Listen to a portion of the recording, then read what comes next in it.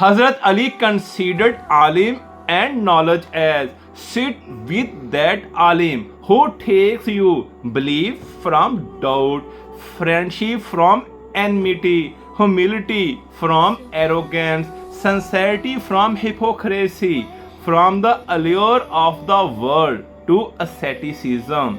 According to Surah Mujadila, ayat number 11, यरफ़इल्लाहुल्लज़ीना आमनु मिनकुम वल्लज़ीना ऊतुल इल्म दरजात. Allah subhanahu wa ta'ala will raise up by many degrees those of you who believe and those who have been given knowledge. Rasul Khuda said, the best person among you is whom speech increases your knowledge. The best people in my ummah are tolerant scholars.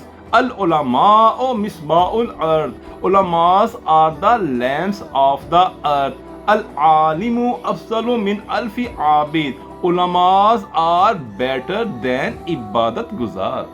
La yastahil alima iza suila amma la ya'lamu. When an alim is asked such a question which he doesn't know, and yaqula la a'lamu bihi, then he should not feel ashamed to say that he doesn't know about it. Imam Zainul Abidin said, people look in the light of lamp at night what they are entering in their stomachs, but they don't light up the lamp of knowledge so that they may avoid sins which they commit due to ignorance.